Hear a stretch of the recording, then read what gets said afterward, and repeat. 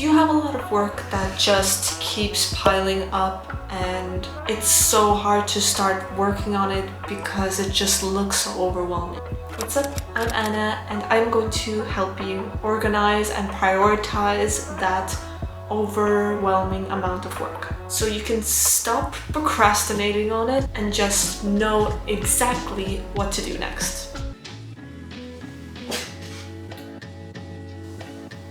Alright, let's get into it. Now, everyone can get overwhelmed, whether you're a content creator or you just have a lot on your plate and it's just a lot to handle. So this can happen to anyone. No matter how experienced you are, it's better to know how to prepare for these situations when they do occur in your life. First things first, I want you to take a break and lie down for at least 15 minutes and clear your mind by focusing on your breathing. So really just be present and don't think about the consequences of what will happen if you don't finish these projects on time or do these things on time, or how much work you have to deal with. And there's a lot of guided meditation videos online that will help you if you're not used to doing this. There's a lot of apps, there's so many ways to help you guide through it. But if you're experienced at being present or meditating, then this is definitely a very important moment to do this. It gives your brain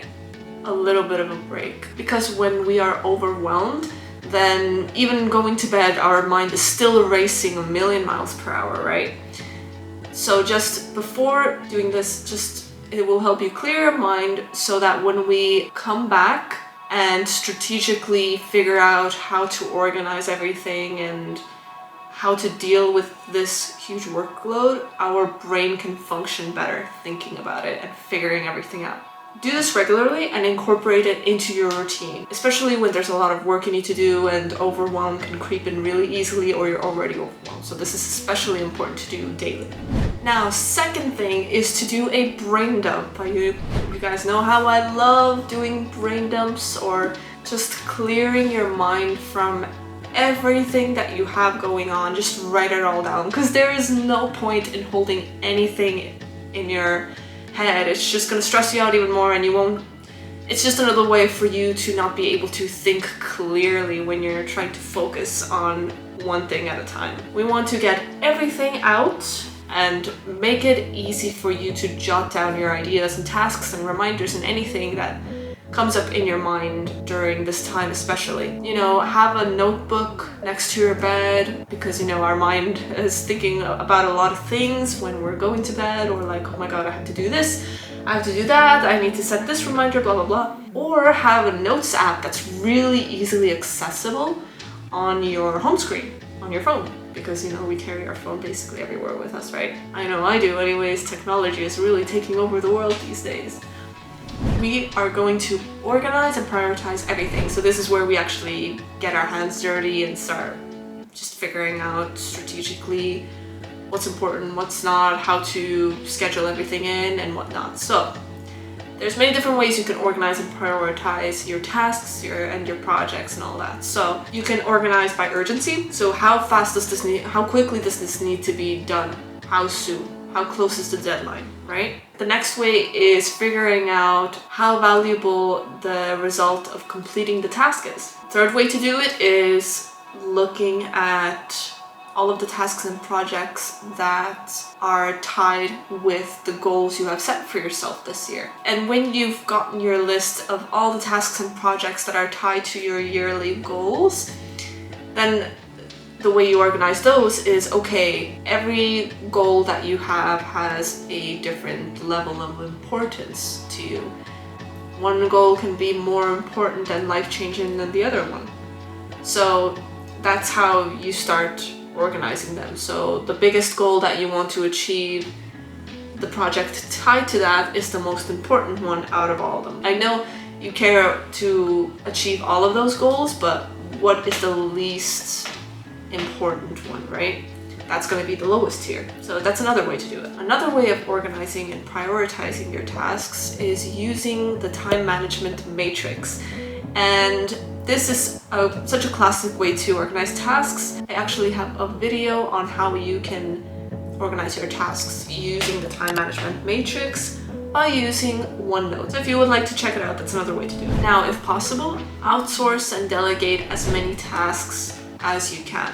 Now, of course, if you don't have the budget to do so, you don't have to do this all the time, but it is something that is super important when you're feeling overwhelmed. You have to figure out what is more important for you at this time. Is it time or is it money? And you don't even have to be like a super serious entrepreneur with a business to outsource or delegate something. Like, it could be even something as simple as you have a task on your list that you have to clean the apartment because it looks absolutely horrendous and dirty and dusty. So it's something that's quite important and quite urgent, right? Because no one wants to live in a dirty house, right? It can stress a lot of people out. If you live with a partner or you live with, family, or even if you have a friend who's up for this, you can pay them clean your apartment. Or even you can hire a professional cleaner. Of course, you don't have to do this regularly. It's just for this period of when you're overwhelmed and you have a lot of tight deadlines and you need to figure out how to get more free space in your calendar to focus on the things that are most important to you. And of course, if you're a content creator and you usually edit your videos, but you have multiple projects that have really tight deadlines and you have a lot of work that needs to be done, get an editor, for example, or get someone to do your social media marketing or anything like that, because it really, really does help. Make sure to cut out all of the small, non-urgent, not important tasks in your to-do list and postpone them for a time when your calendar isn't looking as tight and you don't have as big of a workload on your hands. It could be little things like, oh, you need to sell a camera, or you need to sell something because it's getting in the way and you never use it anymore, or you have to organize your closet. Like, we can survive with a little bit of a messy closet for a temporary amount of time. Only keep things that have strict deadlines. They're very important, and or they'll have the biggest consequences if not completed. Also, people tend to use these less important, less urgent tasks as an illusion that they're being productive, because they just want to check off as many things from their to-do list as possible. Now, the sixth thing is to actually understand, figure out exactly what is causing you overwhelm. Perhaps it might be having several projects to complete at once, having to meet tight deadlines, understanding very little about a task or a project, or you're feeling unsure about your work performance and what you can improve on. If you understand exactly why you're overwhelmed about your workload, you can put strategies in place for the future, so when it happens again, you know exactly what to do and you know how to handle it. And the seventh thing is, do not multitask or jump from one task to another. I've done this before myself, and that's where my mind starts racing even more. It's not a good idea, especially during a time when you're feeling overwhelmed. Once you pick a task to work on, you do not move on until this task is completed. However, if it's a task that takes hours to complete,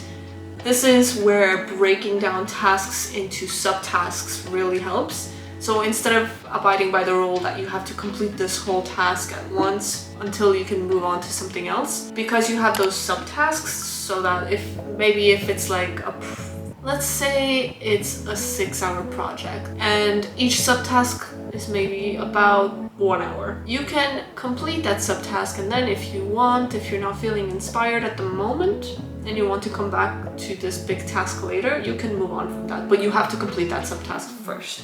If one of the reasons you're overwhelmed is because you're unsure about the task or project that you're working on at the moment, you're not clearly sure what you're supposed to do, breaking down your projects and big tasks for this is super, super important, because it really, really helps you identify the exact steps that you need to do and add the exact details. Now, if you want to know exactly how to break down huge projects into bite-sized little pieces to make it a lot easier for you, I have a video about exactly how to do that in depth using ClickUp. So it'll be added on the screen as well as in the description box. Now, if you would like more tips on how to organize your life using digital tools, I have a playlist you can binge that has a lot more tips and advice all about it. I hope this video gave you some great advice so you can apply it to your life or your situation right now. And I'm rooting for you because I know things can get really hard sometimes. And I hope to see you next time. Ciao!